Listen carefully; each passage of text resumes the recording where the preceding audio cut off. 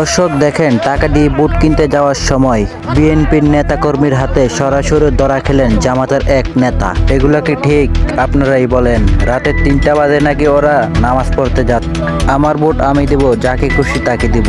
এখানে টাকা দিয়ে ভোট কেনার কি দরকার আছে? ভিডিওটা সর্বোচ্চ শেয়ার করে অন্যজনকে দেখার সুযোগ করে দিন।